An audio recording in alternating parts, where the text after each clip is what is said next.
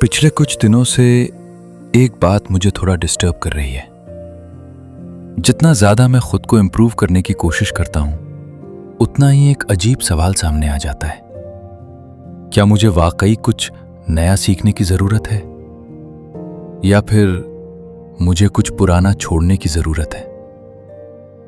सच कहूं, यह दूसरा सवाल मुझे ज्यादा अनकंफर्टेबल लगता है।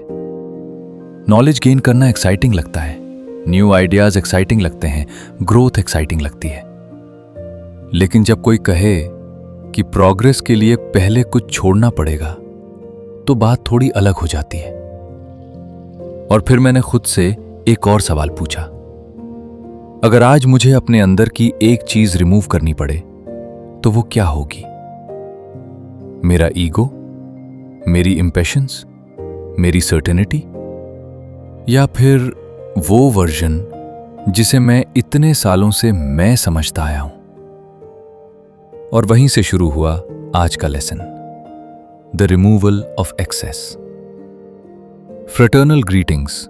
आई am right worshipful brother doctor Ravinder Singh Chani from Bharat Mata Past Masters Lodge number 121 on the rolls of the Grand Lodge of India.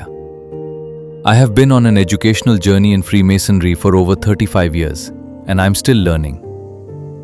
जब मैंने पहली बार क्राफ्ट की तरफ कदम बढ़ाया था, मुझे लगा था कि ये एक जर्नी होगी एक्विजिशन की। मैं कुछ नया सीखूंगा, कुछ नया समझूंगा, कुछ नया हासिल करूंगा। और ये सब हुआ भी।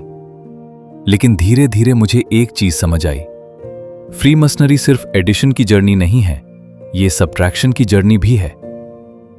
और सच कहूं, सब्ट्रैक्शन ज्यादा डिफिकल्ट है। एडिशन में एक्साइटमेंट होती है, सब्ट्रैक्शन में ऑनेस्टी लगती है। एडिशन में अचीवमेंट होती है, सब्ट्रैक्शन में सरेंडर होता है। और हम सब अचीवमेंट को सेलिब्रेट करते हैं, लेकिन सरेंडर, उसकी बात कम करते हैं। इसी रिफ्लेक्शन के दौरान मुझे एक स्कल्प्टर की कहानी याद आई। किसी ने उससे पूछा, how do you create such beautiful figures from stone? उसने जवाब दिया, I do not create them, I simply remove what does not belong. पहली बार जब मैंने ये सुना था, मुझे ये एक क्लेवर आंसर लगा। लेकिन आज मुझे लगता है उसने कैरेक्टर का सीक्रेट बता दिया था। स्कल्प्टर फिगर ऐड नहीं करता, फिगर पहले से स्टोन के अंदर होती है। उसका काम सिर्फ एक्सेस हटाना होता है। और शायद हमारी बेस्ट सेल्फ भी कहीं ना कहीं ऑलरेडी मौजूद होती है, लेकिन वो लेयर्स के नीचे छुपी होती है। Layers of pride, layers of fear, layers of ego, layers of distraction, layers of certainty. और अप्रेंटिस का काम शायद उन लेयर्स को देखना है। एक स्ट्रेंज बात मैंने नोटिस की, जितना ज्यादा मैं अपनी लाइफ ऑब्जर्व करता हूं, उतना ही मुझे लगता है कि हम अक्सर प्रॉब्लम्स को गलत आइडेंटिफाई करते हैं।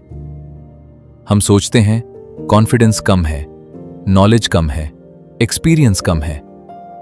और कई बार ये सही भी होता है, लेकिन कई बार प्रॉब्लम कमी की नहीं होती, प्रॉब्लम एक्सेस की होती है। Excess opinion, excess reaction, excess explanation, excess attachment, excess self importance. और एक्सेस का सबसे बड़ा डेंजर ये है कि वो अपने आप को प्रॉब्लम के रूप में प्रेजेंट नहीं करता, वो पर्सनालिटी के रूप में प्रेजेंट करता है। यही तो चैलेंज है। हम अपने बर्डन्स को पहचान लेते तो उन्हें छोड़ना आसान होता, लेकिन हम उन्हें बर्डन्स नहीं समझते, हम उन्हें मैं समझते हैं। और फिर लेटिंग गो डिफिकल्ट हो जाता है। मुझे लगता है सबसे डिफिकल्ट रिमूवल प्राइड का नहीं होता, सबसे डिफिकल्ट रिमूवल एंगर का नहीं होता, सबसे डिफिकल्ट रिमूवल डिस्ट्रैक्शन का भी नहीं होता। सबसे डिफिकल्ट रिमूवल होता है सर्टेनिटी का। वो सर्टेनिटी जो कहती है, मैं जानता हूं, मैं समझता हूं, मुझे सीखने की जरूरत नहीं।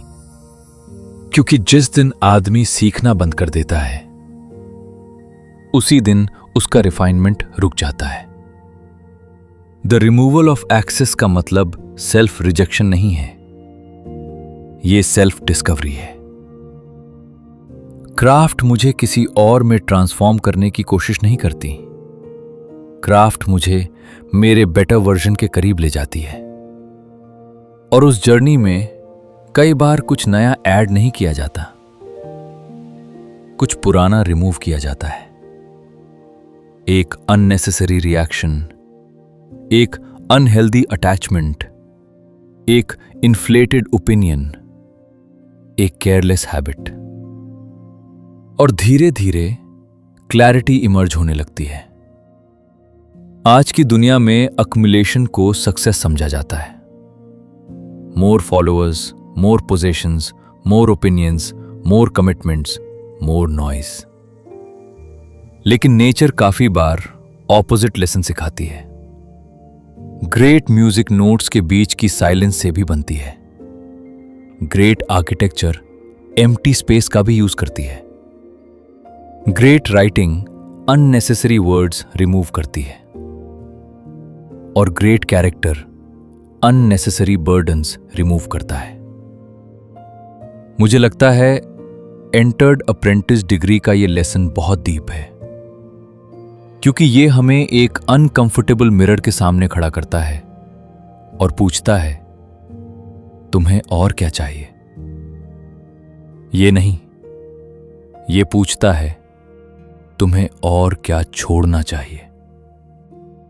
और शायद जिंदगी के कुछ ग्रेटेस्ट ब्रेक थ्रूज इसी सवाल के अंदर छुपे होते हैं।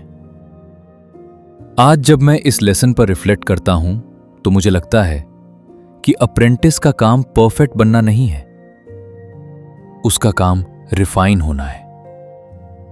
और रिफाइनमेंट का पहला रूल है, everything that belongs should remain, everything that does not belong should go. कई सालों तक मुझे लगता रहा कि ग्रोथ का मतलब है और ज्यादा कलेक्ट करना। आज मुझे लगता है ग्रोथ का मतलब कई बार और ज्यादा रिलीज करना होता है। Perhaps the finest part of the stone is already there, waiting, hidden beneath everything that does not belong. और शायद डिसिप्लिन का पर्पस कंस्ट्रक्शन नहीं है, it is revelation. You were listening to Let's Learn Freemasonry with Dr. Ravinder Singh Chainey. If today's reflection inspired you to examine not what you need to gain, but what you may need to let go, then our time together has been worthwhile.